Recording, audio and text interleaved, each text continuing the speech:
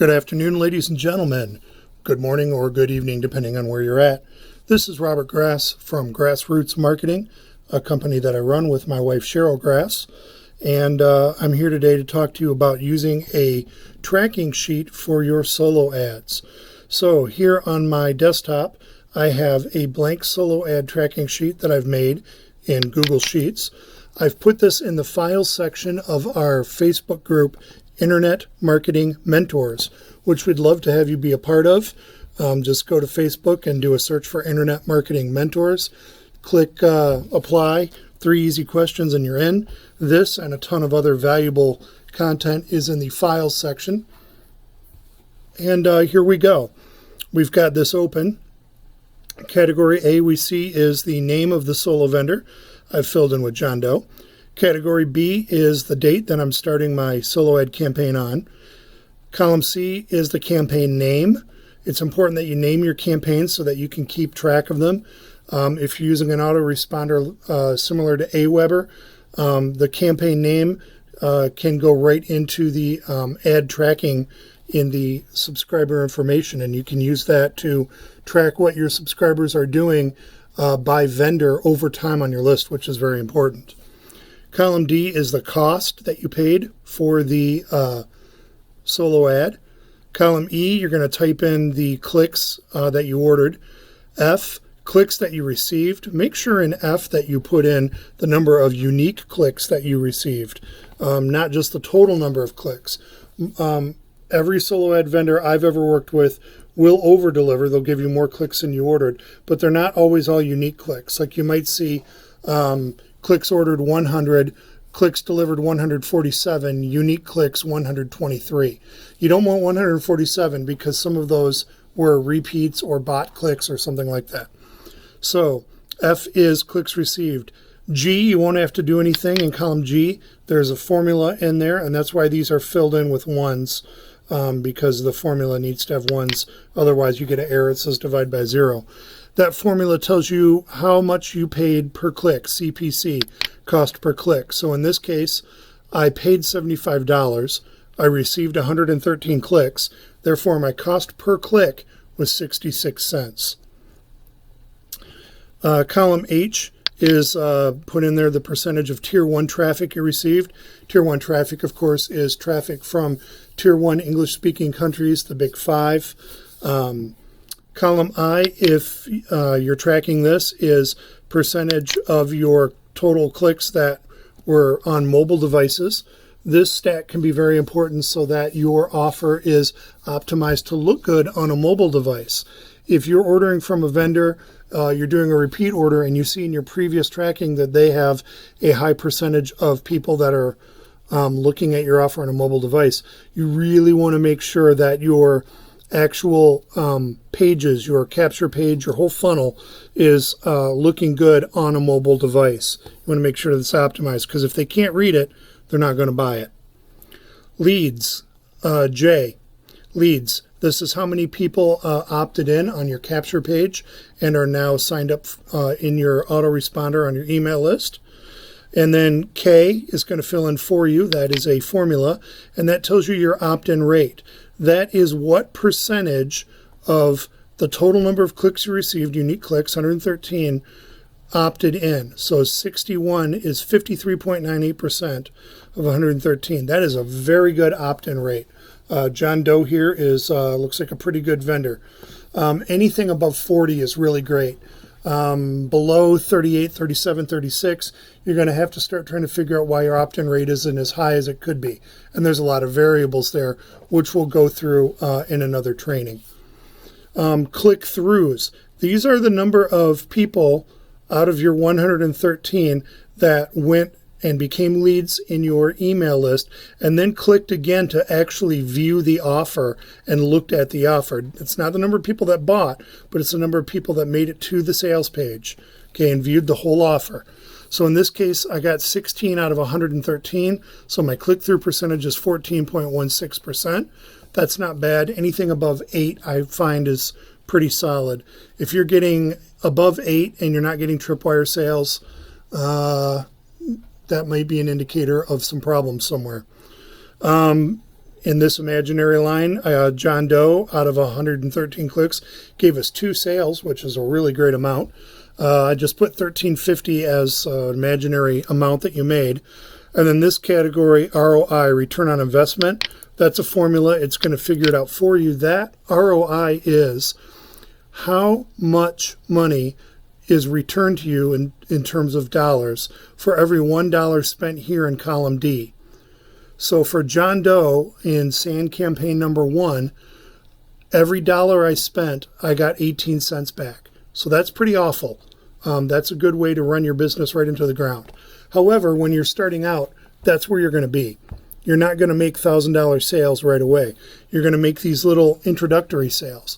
And then you're going to follow up with your clients and you're going to get them through the training and then they're going to upgrade. And it's only going to take 1 or 2 of them to upgrade. For example, in SAN, which was the first marketing company my wife and I went through, if one of them upgrades to a pro or a Maui intensive or an all-in, you can make $1,000, $2,000, $3,500. It's only going to take one of those anywhere on the spreadsheet for this ROI to skyrocket. I'll just replace this with 1,000 just so you can see. And that column's not wide enough because I didn't make it wide enough. Now all of a sudden my ROI is $13.33. That's great. That means for every $1 I spent here, I got $13.33 back. If I were consistently earning an ROI of 13.33, I'd market for about a month and then buy an island and retire somewhere because I'd be rolling in money. Imagine if you spent $1,000 and on each one of those dollars you got $13 or $13.33 back. That's what, like $133,000 out of 1,000. That's pretty good.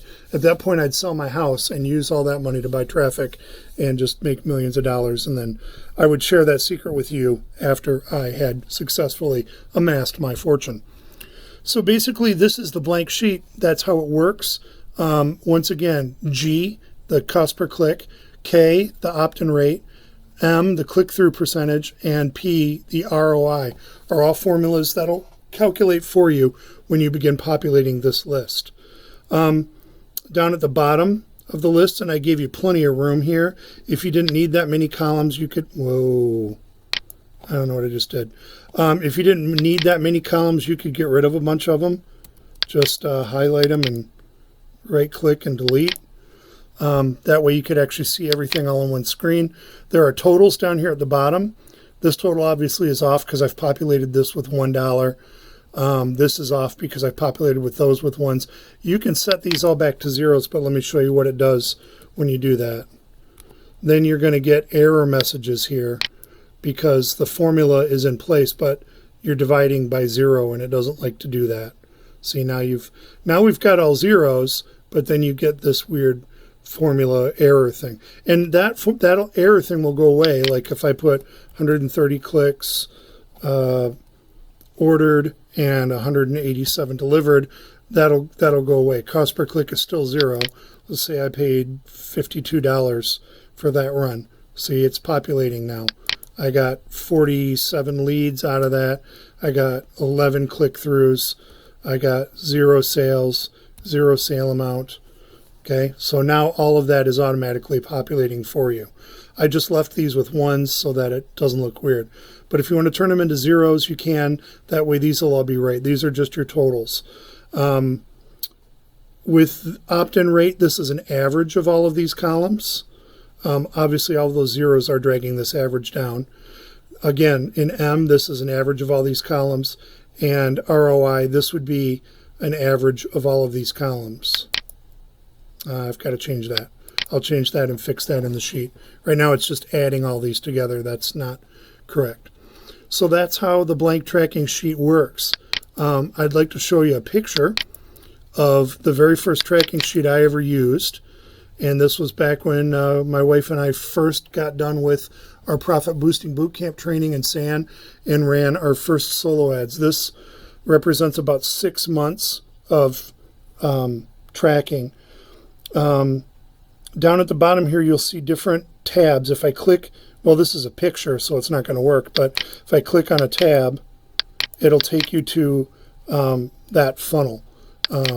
go back to the blank form that I gave you. Down at the bottom, you'll see offer 1, offer 2, offer 3, offer 4, offer 5. So you can just, to rename these, you just right click on them, choose rename, and then you can rename it. So that way, if like this is the controversial plan funnel and sand, name this controversial plan, name this one the other funnel, whatever you're going to do there. You know, in heal, you've got bulletproof and all that stuff, so you can rename them. So this is a picture of my controversial plan tab. This was like the first 6 months that we tracked. I've blacked out the solo vendors' names and dates just to protect the innocent. But you can see in 6 months' time, we put a lot of money into solo ads. It was the only form of lead generation that we were doing at that time. We hadn't started organically generating leads from Facebook and Instagram and things of that nature. So we spent $1,379 over about 6 months. We ordered 2,600 clicks. We got about 2,855. We spent 55 cents per click. Yeah, these are just kind of averages. We got 740 leads in that time into our email list. So in 6 months, we went from not having a business to having a business with 740 names on our email list, which isn't bad. If I were doing it over again, I could build that up a lot faster, a lot cheaper, but it's still not terrible. Our opt-in rate was fairly low, and some of that was because I had some real clunker vendors in here. Look at this vendor, 400 leads, 417 leads, or clicks, I'm sorry, purchased, only 33 leads for a 7.91% opt-in rate. Yuck. And a 1.2 click-through rate. Yuck. And no sales. So that was a real dud of a run. This one was bad. This one was bad. This one wasn't great. Some of these were really good. In fact, without telling you names, I can tell you that these 3 vendors right here, 100 test 2, 100 test 1, 100 test 3, I still use to this day, especially this one. 100 test 3 is one of my main go-to vendors. They've never let me down. Cost per click can be an indicator of quality, although I have found some higher price vendors that are not great. I mean, look at this one. This was 79 cents per click, which is a higher price vendor, but did not convert well, didn't get me any front end sales. Here's a really low end, 38 cents per click's pretty low, and converted at 57% and got me 2 sales. So, you know, there's always variance. The more data you can collect, the more average and middle ground you find, and you can start getting rid of those extremes. That one vendor that crushed it in one area, that one vendor that tanked it in another area. If you keep doing small numbers and testing with them, you're going to find a true average and a true midline of what they can get. And don't run tests with vendors back to back to back to back to back. You can fish out a vendor pretty quickly. We experienced that with a vendor that we ordered a 100 test click with a few months ago, and the list was just absolute fire. Like 60% conversion rate, 3 front end sales on 100 clicks. It was nuts. We went back and ordered 1,000 clicks, which was probably a bit of an escalation, and it was still really good. And then we ordered another 1,000, and all of a sudden no front end sales, and the conversion rate started dropping off. We ordered another 500 a couple weeks later, and it was bad. So, you know, be careful. Be careful. Escalate slowly. And I say that because, as you can see, when we first started out, I didn't do that. I did it somewhat, but there were some spots like this person right here.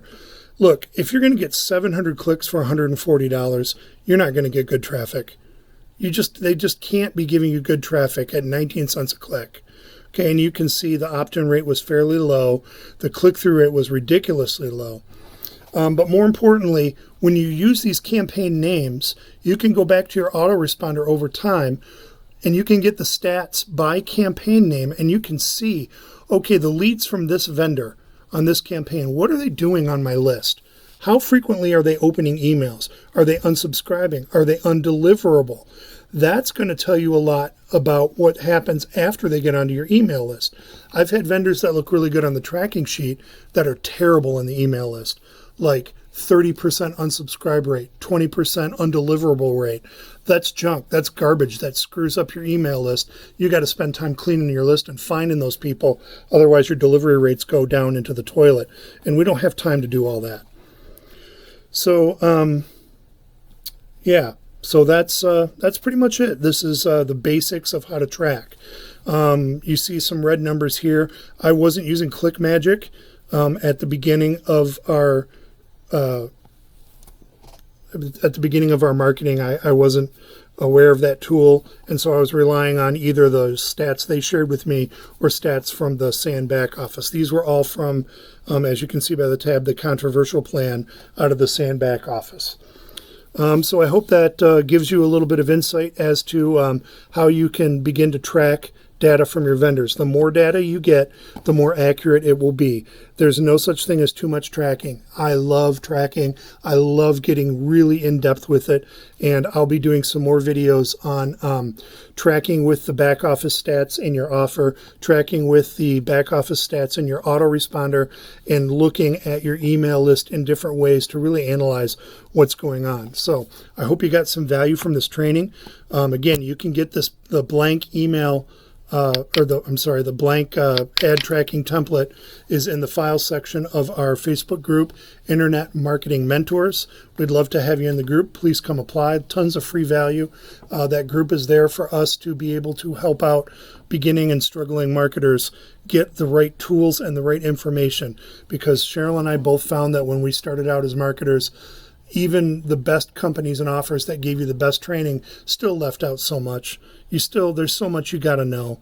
And I hate to see people who are putting money into a business and getting frustrated and not getting anything in return just because they don't have the right knowledge or because they haven't been taught how to use the tools that they've been sold on. So if you want that kind of help, we'd love to see you in there. Okay? Hope you got value from this. Have a great day, and I'll talk to you later.